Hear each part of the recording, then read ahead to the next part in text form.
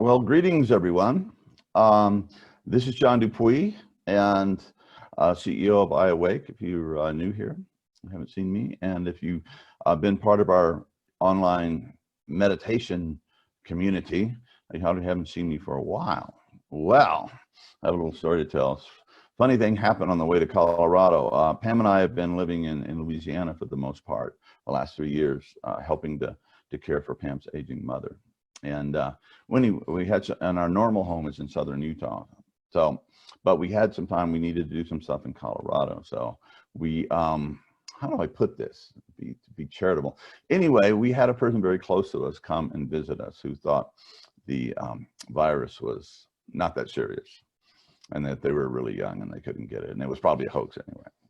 So anyway, they came.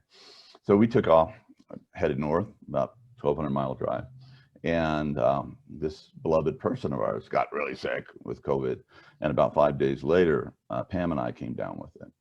And we didn't really start feeling the really nasty effects until we'd gotten up to Colorado, thank God. And then we were only about, 5-hour drive from our home in Utah. So we drove home this is kind of the home of our heart in the mountains and the high desert in southern Utah, and this is where we proceeded to get sick. So what's the worst that can happen? Well, you can get sick and die, or you can get sick and make it. And thank God, I think we're about a month into when we first started having symptoms, and man, I would not recommend this for anybody. It's really a bummer, and it is not flu. I've had flu a number of times in my life, and it's a really different experience. And I was very sick for about 5 days and very feverish, and I don't remember most of that time. It was just kind of, but I lost about 30 pounds and had my dear wife helping me out, but she didn't know if I was going to wake up in the morning. That's a couple of nights I was that sick. So, and the hospital system here had been really overloaded with cases, and they weren't so much the rooms, but they're just running out of people to take care of all the patients. And so we decided to stay at home, because to get to a decent hospital, about a 3.5-hour drive, and you have no guarantee that you can get in, and there's blizzards and over the mountains, and we were sick. And so we said, well, we'll just stay here and pray and do what we can do. And we prayed and did what we can do. And there's a little local clinic here that gave us good support. And yeah, we're coming through it. But yeah, it's really hard to breathe, in the worst part of it. And still there's some stuff here. So it is a real and present danger. And I would think most of our community would not find this anything I'm saying radical or untrue. But I've also noticed that in traveling throughout the the parts of the United States that I've been in, that kind of the denial, the politicized denial of it by and large has gone away, which is a really good thing. And because everybody knows somebody who's gotten sick, or they've gotten sick themselves. Over 250,000 Americans now have got this thing, and it's really blowing out of it's out of control right now. Nice thing is I can't infect anybody, at least for a while, for a few months. So we're very safe people, but we will wear our masks to be in solidarity. So anyway, I just wanted to catch you guys up on that, and it's really good to be back and to be here with you. And today we're going to listen to Profound Renewal by one of my favorite people, Joseph Kao from the UK. And anyway, he's made a number of tracks, including Journey to the Center of the Self and Journey to the Depths of the Soul, I think. Anyway, a number of ones. He's really good. He's a professional a hypnotherapist who teaches hypnotherapy as well as works with clients. And he is also a Shakespearean actor, and he is a very, very good music mixer. I mean, with these tracks, his own creation, and these particular, it's only a 60-minute meditation, and it's I think it's gamma, alpha, beta, and theta. So you get a whole bunch of stuff in here, and I think it's just extremely appropriate for the times that we're living in. What a bloody year! Oh my God, it just seemed like everything weren't working, and in our country it seems like democracy wasn't working, and the economy wasn't working for most of us, or a lot of us anyway. And it's just been really, really hard. And the divisiveness and the political situation, and it's still ongoing, is highly stressful. And I was telling somebody, I don't think I've been to a restaurant since last March. You know, it's like, gosh, it's just been, and people are tired. You know, they're tired of this pandemic. You know, that doesn't seem to be going away. And anyway, so we've all been under a hell of a lot of stress. And however, you know, there's two things that can happen in times of stress. And in other words, one of them is second law of thermodynamics. The system can break down and go back to more, you know, simple component parts.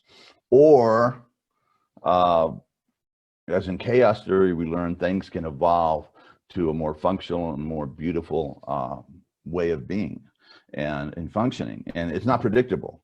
You can't say when there's, you know, the system and there's chaos and it makes these changes. You know, that's why the universe is not just, you know, stayed with hydrogen and nitrogen and just sat there floating around in I don't know if there'd be space at that point. But anyway, things grow in complexity. And the mother of evolution and complexity is often stress. So it is my hope that we're moving through a time where things are going to get better, okay? And that we can move through these divisive and hateful and paranoid and scared and strange times and come out the other end with more respect and love for one another and for systems of dealing with ourselves and our planet and the rest of the beings that inhabit this in a way that's good and more just and more healthy and more sustainable and more happy above all.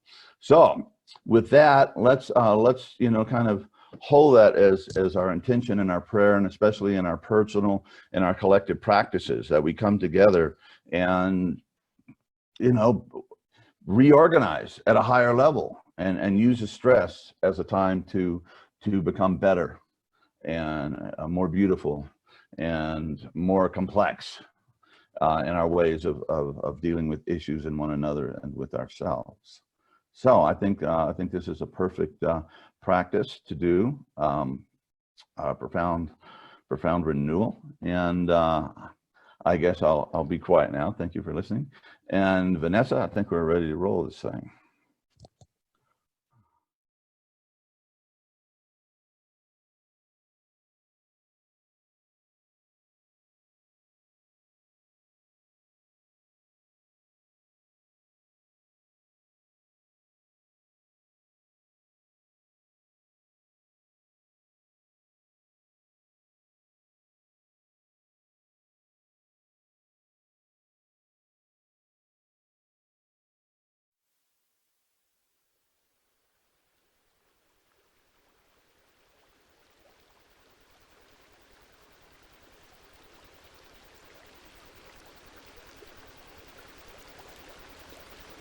Welcome to Profound Renewal. Listening through headphones with this voice in your left ear and this voice in your right.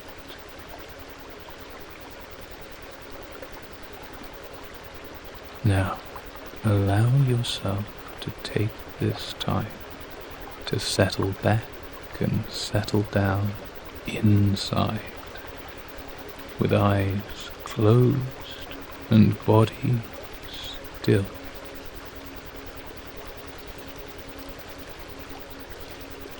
Breathing smoothly, easily, and naturally. Each in-breath, each out-breath, smooth and deep. Deep and smooth.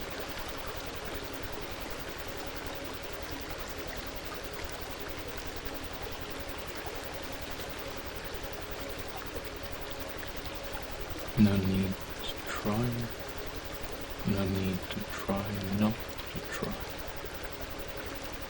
Okay to be, okay to have the ears. allow yourself the unique to be experience here of now.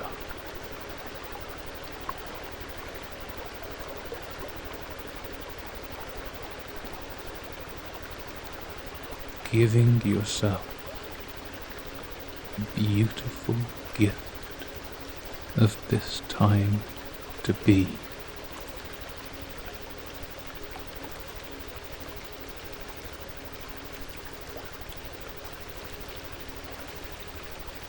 Drifting inside, drifting, relaxing sensations, relaxing, feeling good feeling,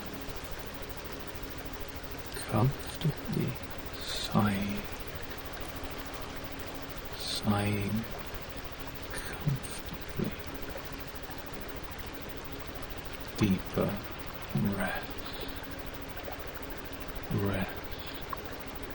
deeper.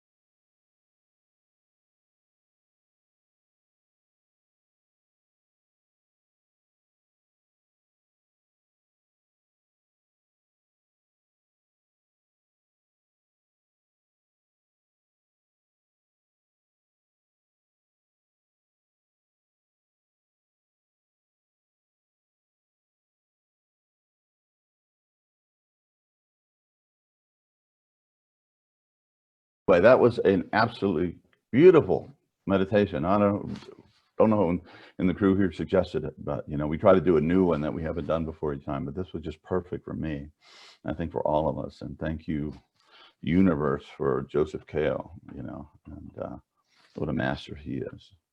And anyway, it was perfect for you know, maybe for us, for me individually, and hopefully for us collective, going through a process of renewal. And right after the meditation and the silent moment, a really beautiful Eric Clapton song came on my headphones or my earbuds here, and that was kind of a nice, really sweet way to come out of a meditation. He's one of my favorites. So anyway, we're back, and you know, the one of the things that practice help us to do is to see the light in the darkness, you know. And sometimes, especially for sensitive souls, like many of us who are drawn to meditation practice are, the pain of the world is sometimes just so heavy on us, you know. We feel it in our bodies, you know. We feel the pain of the planet, we feel the pain of other suffering sentient beings, and it's very hard. And yeah, it can yeah, it can be really hard. I mean, you can work with it. If you can work with it, it can be a pathway to awakening and enlightenment and finding God, if you will. So I think it's important for us to remember that in our practices, there are times when our minds, you know, our discursive minds turn off, and we don't think, and we're just in that pure awareness. And I think the Buddhists call it the great perfection. We're in that state of consciousness where we just are, we are one with it all, as you know, the old cliche goes, but that's actually what happens. And we sense that there's, in the manifestation, in life, in the whole thing, all together, that there's a great perfection to it all. You know, even though, you know, when we come back to the world, it just seems so flawed and so unjust and so much suffering and so much insanity going on.